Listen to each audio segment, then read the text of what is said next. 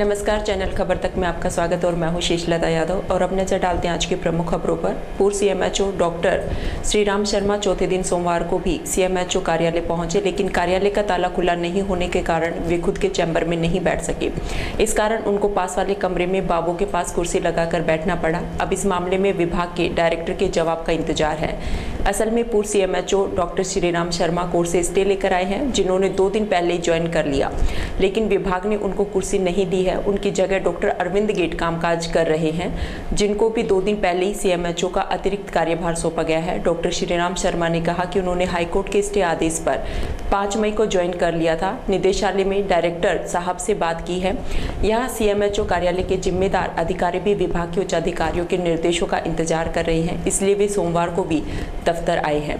उच्च अधिकारियों के निर्देश आने तक वे यही हैं। उन्होंने हाईकोर्ट से ऑर्डर मिलने के बाद ज्वाइन किया है। वहीं 2 दिन पहले ही विभाग ने डॉक्टर अरविंद गेट को बतौर सीएमएचओ का अतिरिक्त कार्यभार सौंपा है। वे विभाग के जुड़े कामकाज करने में लगे हैं। उनका कहना है कि जैसा आगे से आदेश होंगे वैसा अमल में लाया जाएगा। आज चौथा दिन है। मैं 5 तारीख को शाम को यहाँ ज्वाइन कर लिया था और हाईकोर्ट के स्टे के ऑर्डर के तहत यहाँ ड्यूटी ज्वाइन की है। मैंने डायरेक्टर साहब से बात की है निदेशालय में, तो उन्होंने ये कहा है कि मैं थोड़ी देर बात करूँगा और आपको बताऊंगा क्या करना है। यहाँ पे क्या जवाब मिला?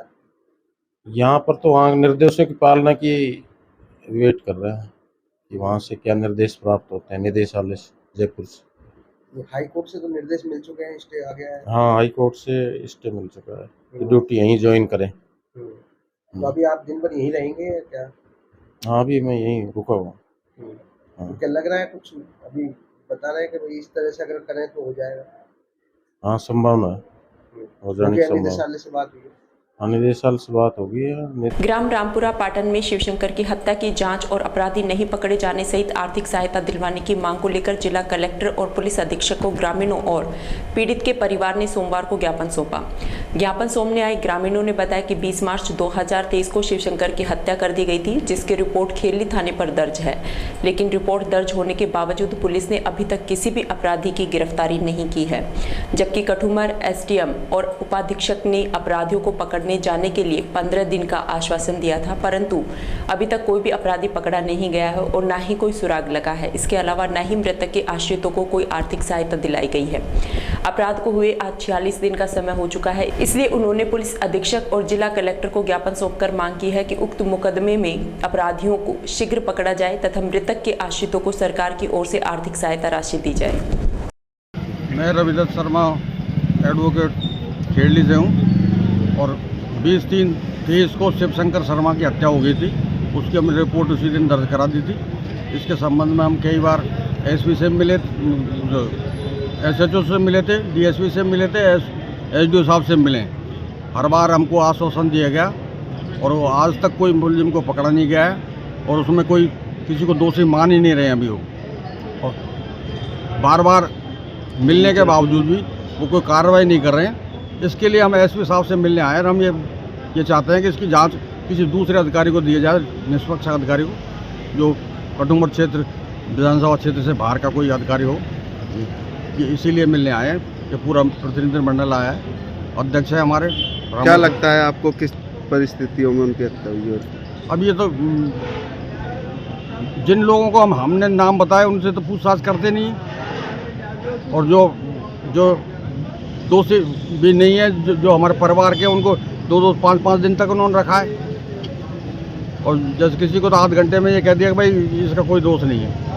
ये तो किसी ने हत्या करके उसको बस में पटका है। शहर विधायक संजय शर्मा द्वारा सोमवार को वीर शिरोमणि महाराणा प्रताप की जयंती पर आयोजित होने वाली विशाल रैली के पोस्टर का विमोचन किया गया। इस रैली को सर्व समाज और युवाओं द्वारा आयोजित किया जा रहा है। यह रैली 21 मई को परशुराम चौराहे से मोती डूंगरी महाराणा प्रताप स्थल तक निकाली जाएगी। इस मौके पर जितेंद्र राठौड़, पंडित जलेश सिंह, देवेंद्र सिंह, नरेंद्र नरूका, विजय राजपूत सहित अन्य गणमान्य लोग मौजूद रहे। शहर विधायक संजय शर्मा ने बताया कि 22 मई को महाराणा प्रताप जयंती की पूर्व संध्या पर सर समाज की ओर से विशाल रैली का आयोजन किया जा रहा है। यह परशुराम सर्किल से शुरू होकर शहर के विभिन्न मार्गों से होते हुए मोती डूंगरी स्थित महाराणा प्रताप स्थल पर पहुंचेगी। शहर विधायक ने अलवर शहर और जिले की जनता से अपील करते हुए कहा है कि इस रैली में ज्यादा से ज्यादा संख्या में लोग पहुंचे और रैली को सफल बनाएं, साथ ही महाराणा प्रताप की प्रतिमा पर श्रद्धासुमन अर्पित करें। 22 मई को श्रद्धेय महाराणा प्रताप जी की जयंती के पावन पर्व पर सर्व समाज अलवर द्वारा एक विशाल रैली का आयोजन 21 तारीख को किया जा रहा है। यह रैली श्री परशुराम सर्किल से रवाना होकर के शहर के विभिन्न मार्गों से गुजरते हुए मोती डोंगरी स्थित जो महाराणा प्रताप जी की प्रतिमा का प्रस्तावित स्थल है वहां जाके समाप्त होगी। आपके माध्यम से अलवर शहर के सभी निवासियों से, अलवर ज़िले के सभी निवासियों से मेरा करबद्ध निवेदन है कि इस रैली में आकर के महाराणा प्रताप को श्रद्धासुमन भी अर्पित करें, साथ ही साथ आपकी एकता और आपकी ताकत के बल पर ये रैली सफल होगी।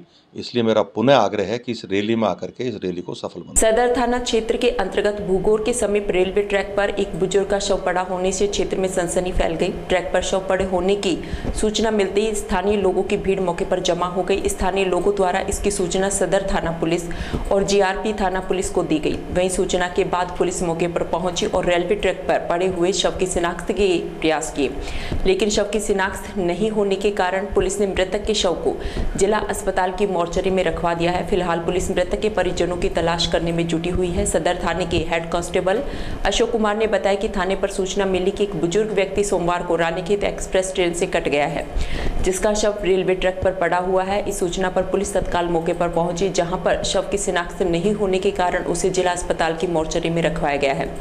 पुलिस द्वारा मृतक के परिजनों की तलाश की जा रही है। अपने अलवर से महुआ के बीच में सूचना मिली थी, एक व्यक्ति ट्रेन से कट गया है। जिस सूचना पर वहां जाकर देखा तो रेलवे ट्रैक नंबर 80/5 और 80/11 के बीच में एक व्यक्ति ट्रेन से कटा हुआ था। बिल्कुल उसका छत था, बीच में से बिल्कुल कटा हुआ है, जिसकी शिनाख्त नहीं हो पा रही है। कितनी उम्र लग रही है? लगभग 50 के आसपास। कौन सी ट्रेन से कटा है? ये रानीखेत जो अपने काठ गोदाम से जैसलमेर को जाती है रानीखेत ट्रेन, उससे कटा है। भूगोर के पास में कटाएगा? भूगोर, हाँ, दादर और भूगोर के बीच में ट्रैक नंबर है इनका रेलवे के। तो कुछ शिनाख्त से कुछ क्या पहना हुआ है? शिनाख्त में इसके अभी कोई ऐसा जेब में कोई सामान नहीं मिला और इसने एक शिव शंकर भगवान का लॉकेट जरूर पहन रखा है। पैंट काले रंग की है, बिल्कुल फटी हुई है और शर्ट भी हल्की सी वाइट है। डॉक्यूमेंट नहीं है कोई डॉक्यूमेंट्स इस पे अभी। राजीव गांधी सामान्य अस्पताल के ब्लड बैंक में सोमवार को विश्व थैलेसीमिया दिवस मनाया गया। इस मौके पर पीएमओ डॉक्टर सुनील चौहान द्वारा स्वास्थ्य कर्मचारियों और बीमारी से पीड़ित रोगियों और उनके परिजनों को थैलेसीमिया के बारे में जानकारी दी गई। इस दौरान आयोजित हुए कार्यक्रम में रोगियों को उपहार दिए गए। विशेषज्ञ डॉक्टर कुंवर ने बताया कि थैलेसीमिया एक जीन्स रोग है। इस बीमारी के कारण रक्त के लाल सेल बनाने की शक्ति खत्म हो जाती है। थैलेसीमिया के इलाज में मरीज को 15 से 20 दिनों के बाद सारी उम्र रक्त चढ़ाने की जरूरत पड़ती है, लेकिन उचित निदान के लिए एक hemato oncologist, stem cell transplant surgeon या मेडिकल एन्कोलॉजिस्ट को देखना महत्वपूर्ण है। थैलेसीमिया के बचाव संबंधी जानकारी देते हुए उन्होंने कहा कि प्रत्येक थैलेसीमिया मरीज को सरकारी ब्लड सेंटरों से निःशुल्क रक्त मुहैया करवाया जाता है। वहीं हायर सेंटर जयपुर एसएमएस में रोग से संबंधित बहुत सी जांचें निःशुल्क की जाती हैं। दिवस पर हमारे ब्लड बैंक में पीएमओ साहब, एचओडी साहब पीडियाट्रिक्स, पैथोलॉजी के एचओडी साहब के सानिध्य में थैलेसीमिया दिवस मनाया गया, जिसमें थैलेसीमिया के संबंध में मरीजों के हित के लिए जानकारी उपलब्ध कराई गई और सभी को सेवा में डेडिकेट रहने के लिए और ऐसे ही सेवा करते रहने के लिए सभी को समझाया, मरीजों को भी समझाया गया। सर, थैलेसीमिया बीमारी क्या है और उसका बचाव क्या है? थैलेसीमिया एक जीन के अंदर जेनेटिक बीमारी है। जीन के अंदर सोमेटिक म्यूटेशन की वजह से जो अपना हीमोग्लोबिन होता है जिससे ऑक्सीजन का संचार होता है खून के अंदर, उसमें म्यूटेशन हो जाता है, जिस कारण से खून तो बनता है, लगातार खून बनता है, पर जल्दी डैमेज हो जाती है आरबीसी। कई बार फिर एग्जॉस्ट हो जाता है, फिर खून बनना ही बंद हो जाता है। इसमें 2-3 वैरायटी होती है, जिसमें thalassemia dependent, transfusion dependent thalassemia होता है। उसमें ट्रांसफ्यूजन की, खून चढ़ाने की लगातार आवश्यकता रहती है। और उसके साथ साथ जो ट्रांसफ्यूजन खून चढ़ाने से साइड इफेक्ट होते हैं, जैसे हीमोग्लोबिन में आयरन होता है, वो जमा होता रहता है शरीर के अंदर, तो उसके बचाव के लिए भी आगे स्क्रीनिंग की जाती है रेगुलर अपने सिस्टम की, जैसे RFT है, LFT है और CBC है और सीरम फेरिटिन है।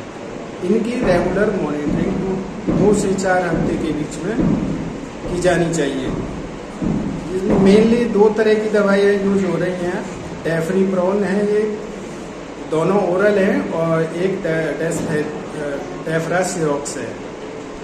और सिंगली अगर फेरिटिन लेवल 1000 Ng/ml से ज़्यादा है, तब अपन ये चिलेटर बोलते हैं इनको, जो कि आयरन को कम करते हैं। आयरन जो डिपोजिशन हो रहा है, ऑर्गन सिस्टम को डैमेज कर सकता है, उसको कम करने के लिए दी जाती है।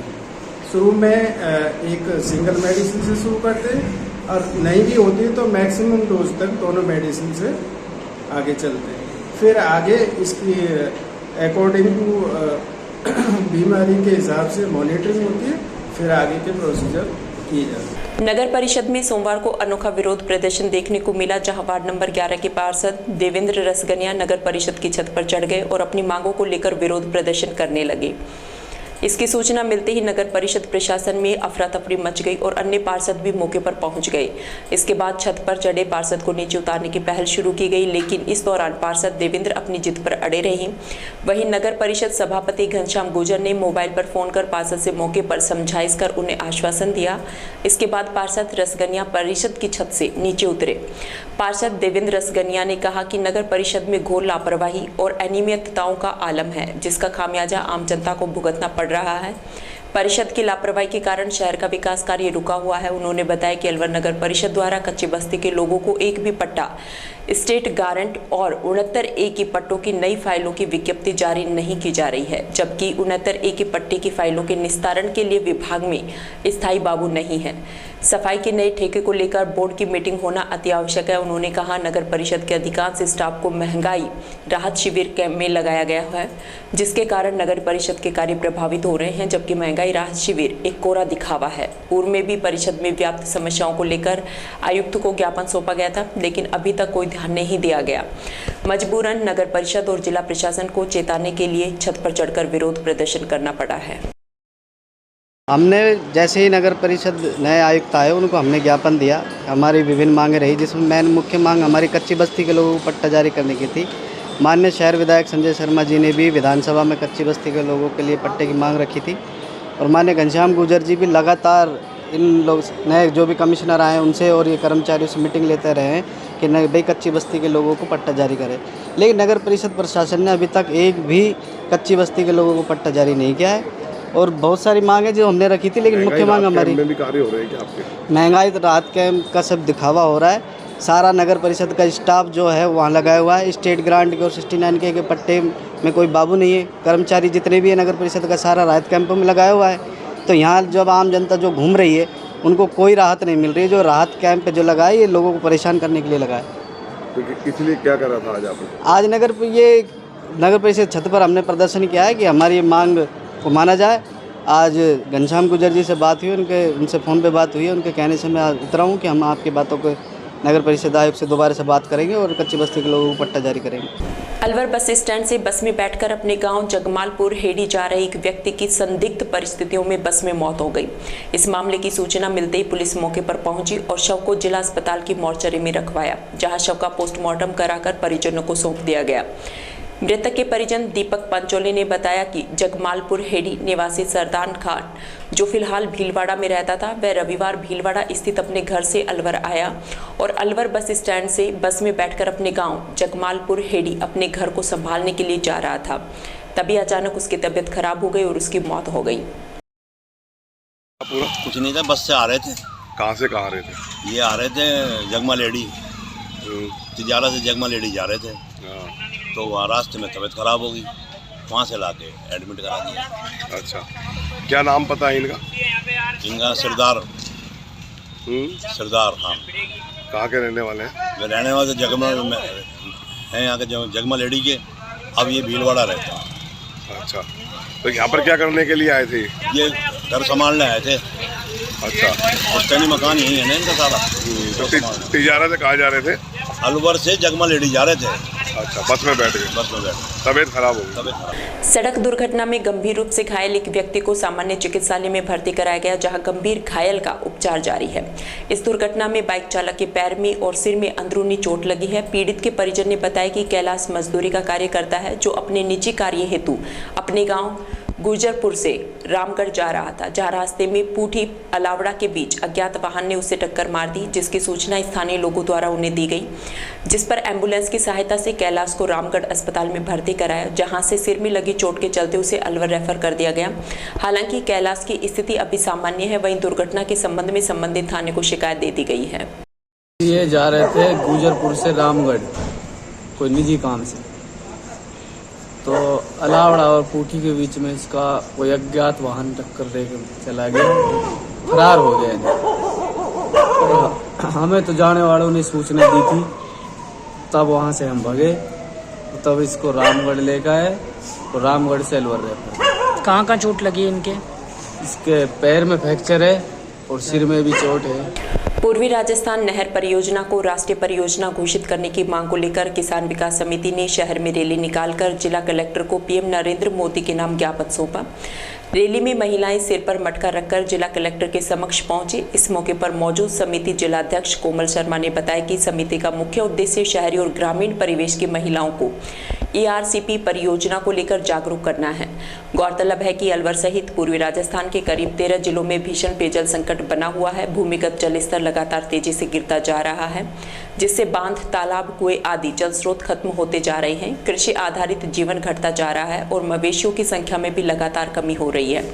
सिंचाई के अभाव में खेत बंजर बनते जा रहे हैं। पानी की कमी के कारण ही राज्य के उत्तरी पूर्वी क्षेत्र में औद्योगिक संस्थान भी स्थापित नहीं हो रहे हैं।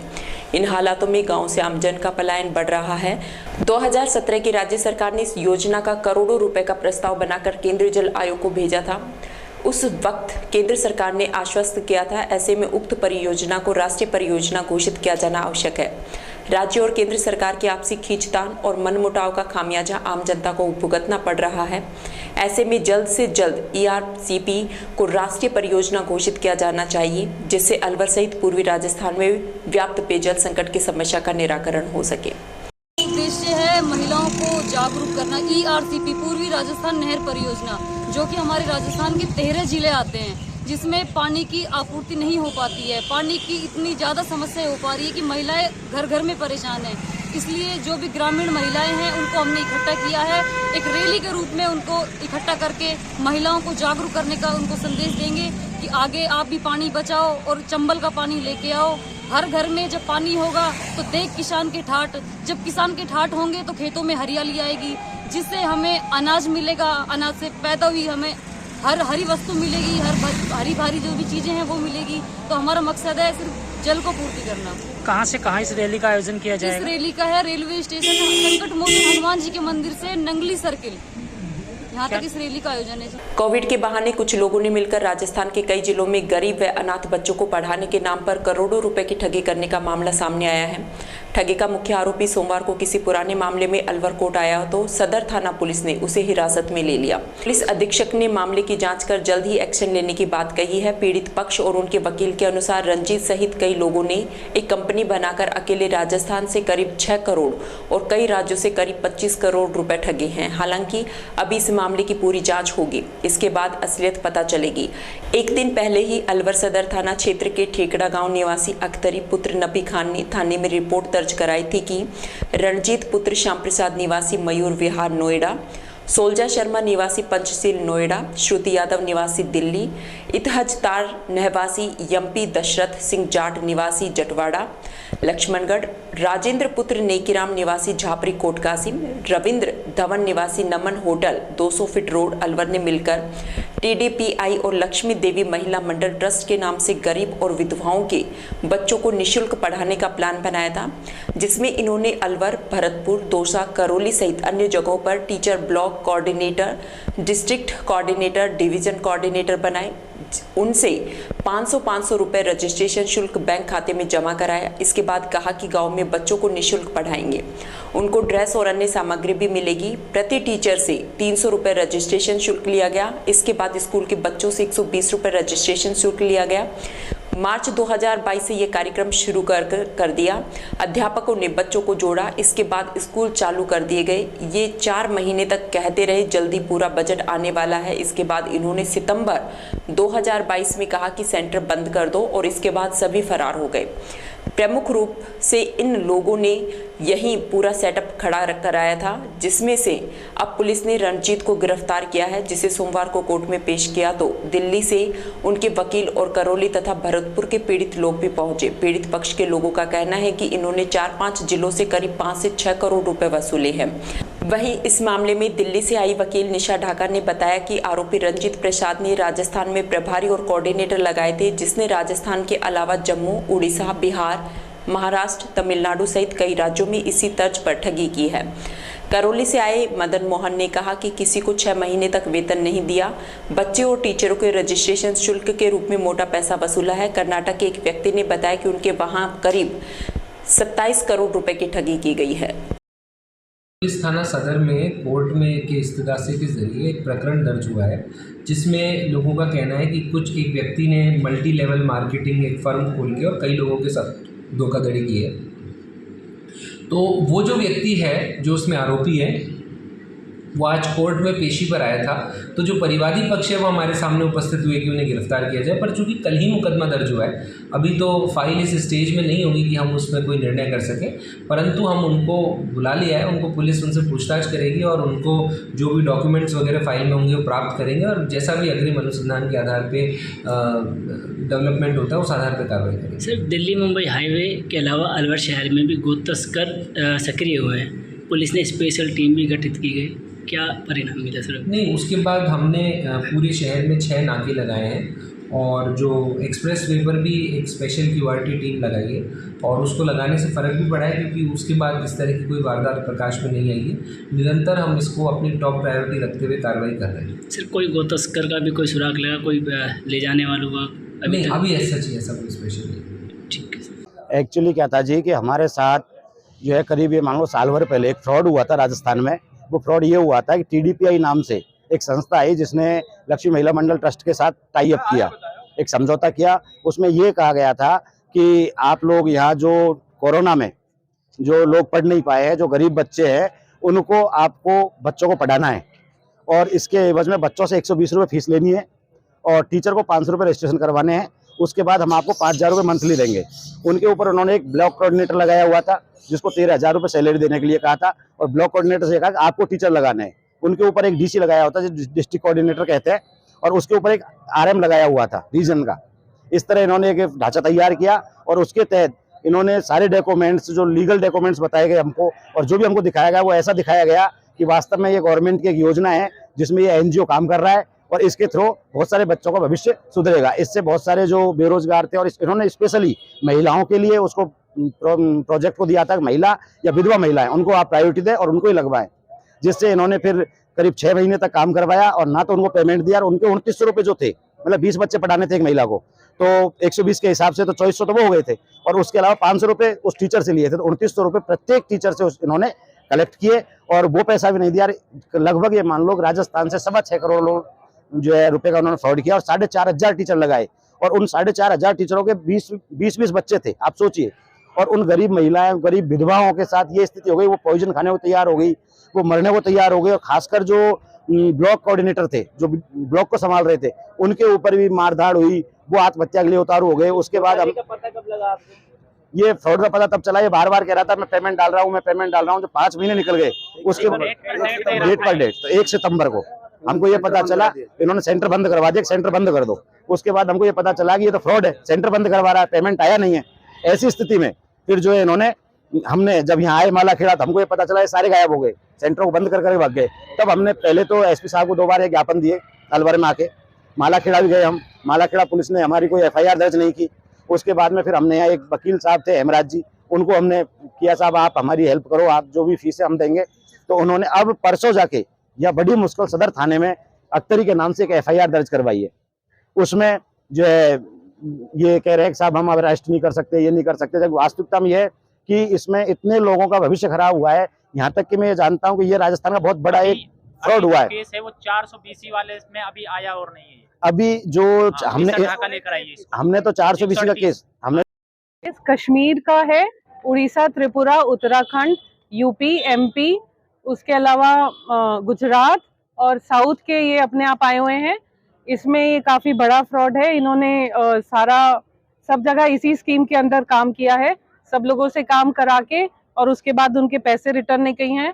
जो हम केस में इसमें देख रहे हैं, जो हमको लग रहा है वो ये है कि ये CSR के नाम पे फंड्स लेते हैं, उस फंड्स को डिविएट करते हैं, जो कि उन्होंने खुद अपने इन लोगों को बताया है कि वो लिकर उसकी ट्रांसपोर्ट करते हैं और डोनेशन में यूज़ करते हैं।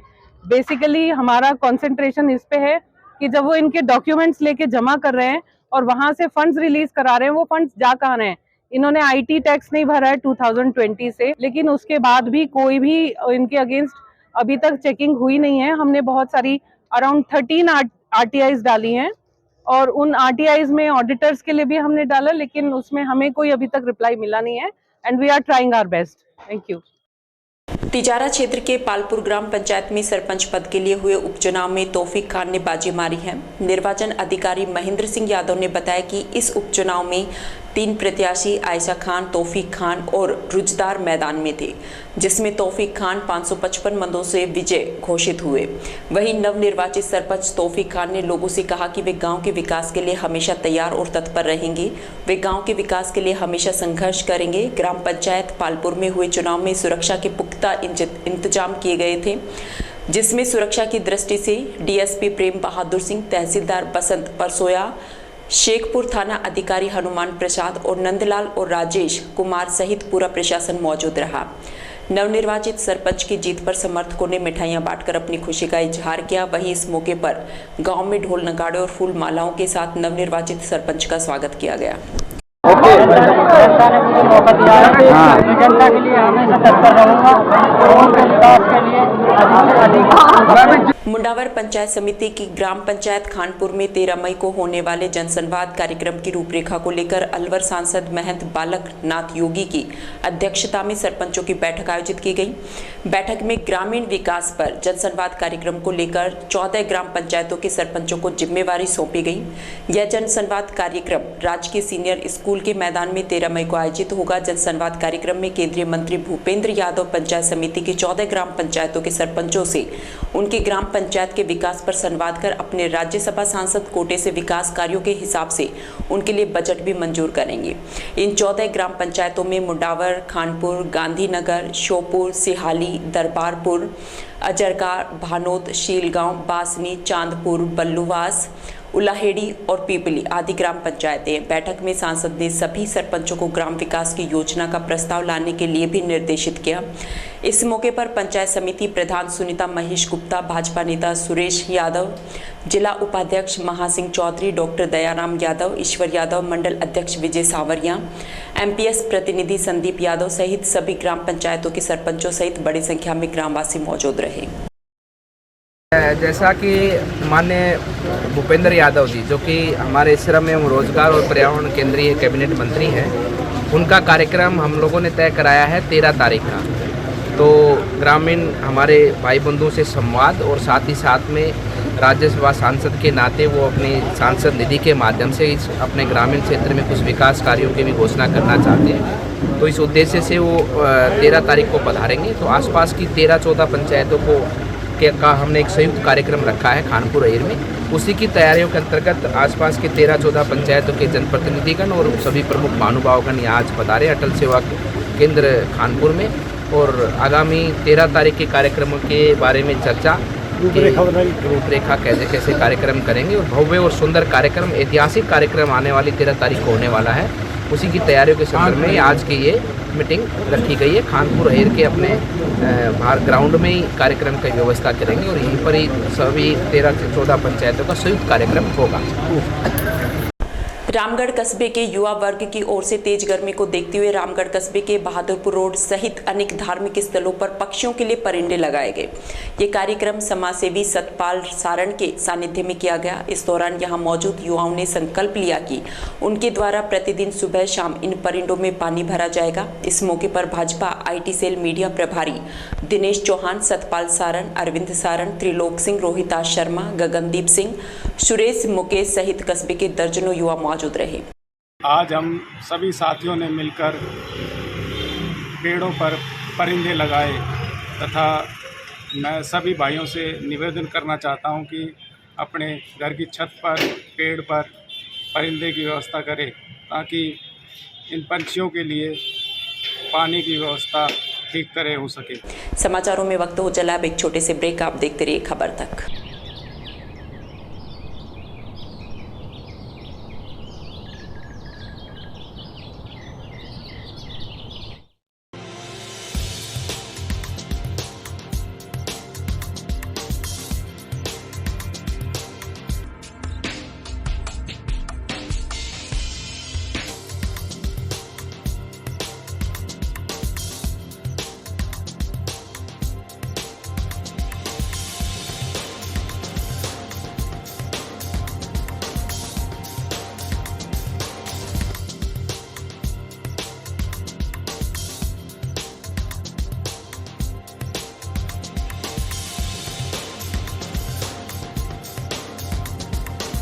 ब्रेक के बाद आपका फिर से स्वागत है और अब चलते हैं खबरों की ओर।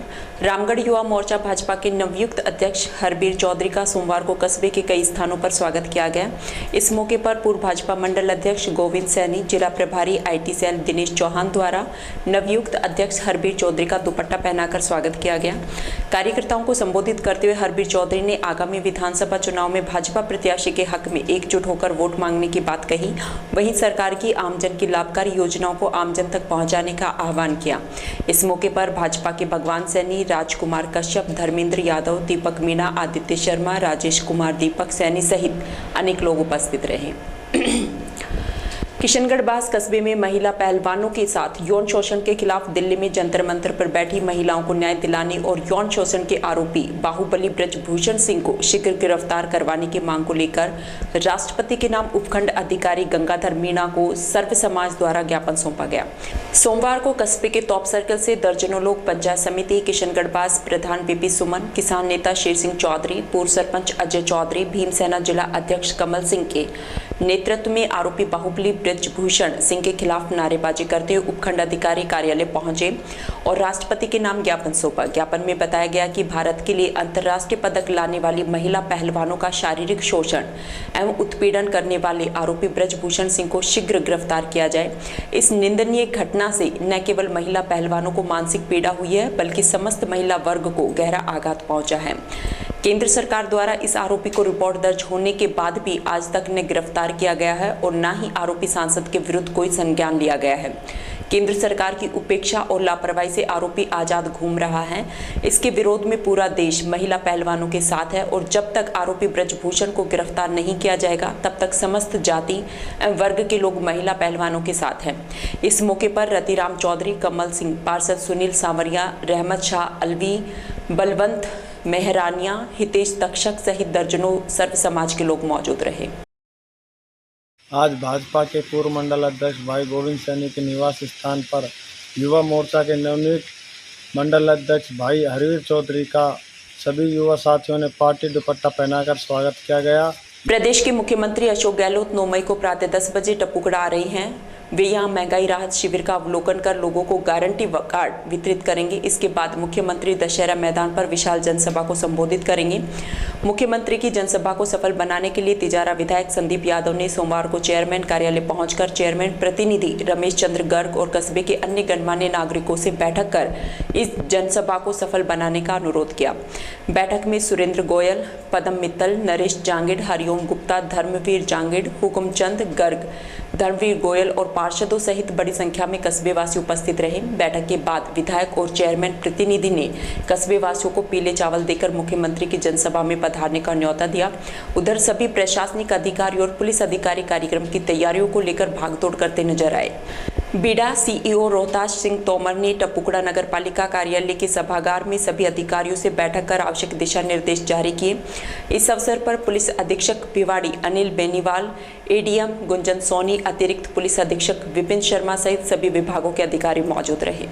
के यशस्वी मुख्यमंत्री अशोक गहलोत जी कल 9 तारीख को 11 बजे हमारे टपुकड़ा कस्बे के रामलीला मैदान में पधार रहे हैं और उसको लेके हमने आज बैठक आयोजित की थी। हमारे सभी जनप्रतिनिधि, हमारे यहाँ के कस्बे के हमारे मौजूद नागरिकगण, आसपास के इलाके के सभी लोग हमारे यहाँ पधारे और पूरे इलाके में जोश का सा माहौल है। सब लोग बड़े जोश खरोश के साथ लगे हुए तैयारियों में और कल अच्छी सभा राजस्थान के मुख्यमंत्री जी की होगी और जो ऐतिहासिक कार्य मुख्यमंत्री जी ने इस तिजारा विधानसभा में जो कराए हैं उनको धन्यवाद देने के लिए तिजारा की जनता उत्सुक है और सब लोग बड़ी संख्या में यहाँ पहुँचे। खैरतल कस्बे के हरसोली अजरका अलवर रेल मार्ग पर एक 55 वर्षीय व्यक्ति की ट्रेन की चपेट में आने से मौत हो गई। थानाधिकारी अंकेश कुमार ने बताया कि उन्हें फोन कर सूचना मिली कि खैरतल से दिल्ली की ओर जा रही रानीखेत ट्रेन से कोई कट गया है, जिस पर पुलिस ने मौके पर पहुंचकर शव को कब्जे में लेकर खैरतल सैटेलाइट अस्पताल की मोर्चरी में रखवाया। मृतक की जेब से मिली डायरी के आधार पर युवक की शिनाख्त खेड़ा बहरोड निवासी राम सिंह पुत्र रामपत के रूप में हुई। घटना की सूचना मृतक के परिजनों को दी गई। परिजनों के पहुंचने पर सुबह पोस्टमार्टम कराकर शव परिजनों के सुपुर्द कर दिया गया।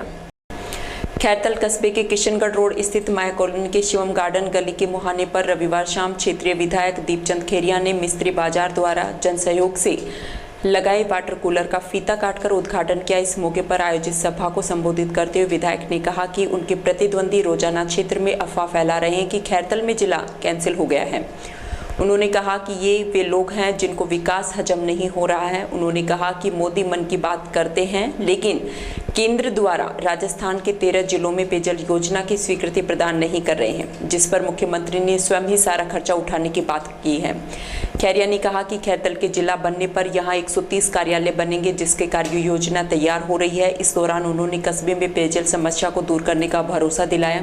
इस मौके पर वरिष्ठ कांग्रेस नेता शिवचरण गुप्ता, पूर्व प्रधान ओम प्रकाश रोघा, पूर्व सरपंच घनश्याम सहित जीतू रोघा ने भी लोगों को संबोधित किया। इस अवसर पर पप्पी मिस्त्री, संजय महेंद्र सहित मिस्त्री मार्केट यूनियन के सदस्यों ने विधायक का माला और साफा बांधकर भव्य स्वागत किया। पानी रहता है, उसमें अगर ये कमी आती है तो निश्चित तौर से बहुत सी बीमारियां पैदा होती हैं। ये भी हमारे यहाँ का पानी का इतिहास एक बहुत बिगड़ा हुआ इतिहास है। लगभग 60 तक कितना 54 का कितने करोड़ की चाहिए, 53 करोड़ की ये छूटी। अब मेरे से तो ये जबान निकाली कर तो करवाना चाहते हो, लेकिन वो ये कहिए कि इतनी तगड़ी सड़क होने के बाद भी हमारे यहाँ विशेष तौर से ज़्यादा काम नहीं हो पाया। वही लचरा रहा, थोड़ा घड़ा कहीं कहीं काम हुआ और कभी कोई ला करके बैठा देते थे, कभी कोई ला के बैठा देते थे, इसलिए बिल्कुल नहीं हुआ। आपने ये भी देखा होगा कि हमारे यहाँ राजेंद्र यादव एएन था, शायद तो एएन ने कोई बात समझ करके वो फैसला किया, उस फैसले को नकारा कर दिया और उसी दिन जा करके उसका ट्रांसफर कराया, तो भिवाड़ी जा करके बैठा हूँ। ऐसा व्यक्तित्व, और जहाँ तक काम की बात है, जो हम काम सोचते भी नहीं है। मैं कई पार्टियों में रहा, कई लोगों के साथ मैंने काम किया विभिन्न क्षेत्रों में, चाहे सहकारिता का क्षेत्र हो, चाहे व्यापार का क्षेत्र हो, चाहे ग्रामीण क्षेत्र में प्रधान रहा, नगर पालिका में मैं पार्षद रहा, चुनाव भी मैंने बड़े बड़े लड़े और मैं बहुत से लोगों के संपर्क में रहा, जिनमें मंत्री भी रहे, विधायक भी रहे, पक्ष विपक्ष सब तरह के नेताओं से मैं मिला, नजदीक से मिला। लेकिन ऐसा व्यक्तित्व जो मुझे बार बार कहते हैं, हम जब काम की बात करते हैं तो हंस के कहते हैं मैंने लिख दिया, तो मैं कहता हूं घोषणा कर दो, कि घोषणा नहीं करूंगा, करा दूंगा। ऐसा व्यक्तित्व हमारे बीच, हमारा प्रतिनिधि, हम बहुत भाग्य वाले हैं। युवराज सिंह बदनपुरा के जिला अध्यक्ष बनने पर पूरे राजपूत समाज में खुशी एवं हर्षोल्लास का माहौल है। इस मौके पर राजपूत समाज के प्रतिष्ठित लोगों ने युवराज सिंह का साफा और माला पहनाकर स्वागत किया। इस अवसर पर युवराज सिंह ने राष्ट्रीय अध्यक्ष महिपाल सिंह, प्रदेश अध्यक्ष भंवर सिंह, प्रदेश सचिव जसवंत सिंह का आभार व्यक्त किया। साथ ही उन्होंने आश्वासन दिया कि वे इस दायित्व को पूरी निष्ठा के साथ निभाएंगे। जहां भी राजपूत समाज के साथ कोई अन्याय होगा वहां पर वे खड़े मिलेंगे। विधानसभा क्षेत्र महवा के ग्राम मंडावर में संकल्प क्लासेस के बच्चों और बालिकाओं के बीच आशुतोष झालानी सोमवार को पहुंचे। इस दौरान उन्होंने विद्यार्थियों से शिक्षा के बारे में चर्चा की। वहीं झालानी ने बालिकाओं के चरण स्पर्श कर उनसे आशीर्वाद प्राप्त किया। गर्मी के मौसम को देखते हुए संपूर्ण पालक बालिकाओं को ठंडे पानी की बोतल भेंटकर उनके उज्जवल भविष्य की शुभकामनाएं प्रेषित की। उन्होंने कहा कि उनकी ईश्वर से कामना है कि सभी बालिकाएं कड़ी मेहनत कर पढ़ाई में अच्छे अंक प्राप्त करें, जिससे इनके घर, समाज एवं गांव का नाम रोशन हो सके। अंजुमन शिक्षा विकास समिति निर्धन और विधवा परिवार की बेटियों की शादी में सहायता करने का कार्य कर रही। ऐसे परिवार जिनमें कोई भात भरने वाला नहीं है या परिवार के लोग शादी में खर्च करने में असमर्थ हैं, समिति ऐसे परिवार की शादी में भात भरकर गरीब परिवार की मदद कर रही है। रामगढ़ पंचायत समिति प्रधान नसरू खां के नेतृत्व में गरीब परिवार की बेटियों की शादी में भात भरने का नेक कार्य किया जा रहा है। अंजुमन शिक्षा विकास समिति अब तक अनेक गरीब परिवारों की बेटियों की शादी में भात भर चुकी है। नंगलीवाल गांव में अशरफ खान की बेटी की शादी थी, जिसका प्रधान नसरू खान को पता लगने पर उन्होंने अशरफ खान की बेटी की शादी में भात भरने की ठानी। इसके बाद प्रधान द्वारा बेटी की शादी में भात में 24,000 नगद, पूरे परिवार के कपड़े और सभी गांव वालों से मिलने की गई। समिति और प्रधान के इस कार्य की गांव के लोगों ने सराहना की। टोडा भीम के खेड़ी में श्री सात बाबा प्रीमियर लीग रात्रिकालीन क्रिकेट प्रतियोगिता आयोजित की जा रही है। इस प्रतियोगिता में 64 टीमें भाग ले रही हैं, जिसका शुभारंभ टोडा भीम कांग्रेस नेत्री पूर्व जिला परिषद आरती मीना के विशिष्ट आतिथ्य में किया गया। कार्यक्रम में सैकड़ों की संख्या में ग्रामीण और खेल प्रेमी मौजूद रहे। आयोजन समिति की ओर से आरती मीना का शॉल और माला के साथ स्वागत किया गया। आरती मीना ने उपस्थित जनसमूह को संबोधित करते हुए कहा कि क्षेत्र में खेलों को बढ़ावा देने की जरूरत है, जिससे बच्चों का शारीरिक एवं मानसिक विकास होता है, इसलिए क्षेत्र में ऐसे कार्यक्रम होते रहने चाहिए। आरती मीना ने क्षेत्र में जड़ फैला रहे नशे के कारोबार पर चिंता जताते हुए नशा मुक्ति और अपने बच्चों को अच्छी शिक्षा एवं संस्कार देने की अपील की। इस दौरान मंच संचालन मनीराम ठेकेदार द्वारा किया गया। पंचायत समिति किशनगढ़ बास की ग्राम पंचायत बीर सिंहपुर में सोमवार को महंगाई राहत कैंप व प्रशासन गांवों के संग अभियान शिविर का आयोजन किया। यह शिविर प्रभारी एसडीएम गंगाधर मीना, प्रधान पंचायत समिति किशनगढ़ बास बीपी सुमन के अध्यक्षता और विधायक दीपचंद खेरिया के मुख्य आतिथ्य में संचालित किया गया। मुख्यमंत्री द्वारा राज्य की जन कल्याण की विभिन्न योजनाओं को जन जन तक पहुंचाने के लिए महंगाई राहत कैंप में शिविर प्रभारी प्रधान और विधायक दीपचंद खेरिया ने लोगों को जागरूक किया। इस दौरान इनके द्वारा राजस्थान सरकार द्वारा आमजन के लिए चलाई जा रही विभिन्न योजनाओं को विस्तार से समझाया गया। इस मौके पर विकास अधिकारी राजकुमार बायला, तहसीलदार मदन सिंह, ब्लॉक कांग्रेस कमेटी अध्यक्ष संदीप पाटिल, समाजसेवी संदीप अग्रवाल सहित सैकड़ों किसान मौजूद रहे। खैरतल थाना पुलिस ने आपसी झगड़ा फसाद करते हुए 4 लोगों को गिरफ्तार किया है। खैरतल थाना अधिकारी अंकेश कुमार ने बताया कि नगला डूंगर गांव में आपसी झगड़ा फसाद करते हुए सखी मोहम्मद पुत्र उमर मोहम्मद, उमरदीन पुत्र मोहम्मद दीन, हजीज फीक पुत्र सुलेमान और सत्तार पुत्र रुद्दार को आपस में झगड़ा करते हुए धारा 151 में गिरफ्तार किया गया है। राज्य सरकार के निर्देशन में आमजन को राहत देने के लिए महंगाई राहत कैंपों का आयोजन किया जा रहा है। इसके साथ प्रशासन गांव के संग अभियान भी जारी है। महंगाई राहत कैंप में आमजन का पूरी तरह से फोकस है। इसके साथ प्रशासन गांव के संग अभियान में कई विभाग सम्मिलित किए गए हैं। गोविंदगढ़ महंगाई राहत कैंप में मेवात विकास बोर्ड के चेयरमैन जुबेर खान ने आमजन को बताया कि राज्य सरकार द्वारा बढ़ाई गई 1000 रुपये सामाजिक सुरक्षा पेंशन, मुख्यमंत्री चिरंजीवी स्वास्थ्य बीमा योजना तथा मुख्यमंत्री चिरंजीवी दुर्घटना बीमा योजना के नए प्रावधानों, मुख्यमंत्री निःशुल्क बिजली योजना, मुख्यमंत्री निःशुल्क अन्नपूर्णा फूड पैकेट योजना, मुख्यमंत्री कामधेनु बीमा योजना, मुख्यमंत्री मनरेगा 125 दिवस योजना, मुख्यमंत्री गैस सिलेंडर गारंटी कार्ड का लाभ आमजन को मिला है। कुछ का तो मिलना शुरू भी हो गया है। 1 जून के बाद में सब योजनाओं का लाभ मिलना शुरू हो जाएगा। और ये क्योंकि अब कंप्यूटराइज का सिस्टम आ गया कि बीच में किसी के हवाले नहीं रहे।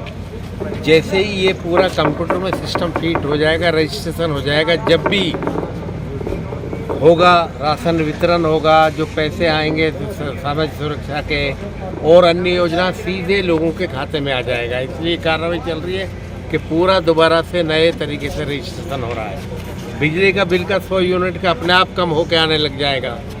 2000 का जो यूनिट का कृषि कनेक्शन का वो आने लग जाएगा। इतनी अच्छी योजना है। और मेरा तो मैंने जनप्रतिनिधि से भी सब जगह कह रहा हूँ, अधिकारी कर्मचारी से, आप लोगों से जिसको चौथा पिलर मानते थे नेहरू जी प्रजातंत्र के, वो जरूर है आज ये पिलर लड़खड़ा रहा है आपका।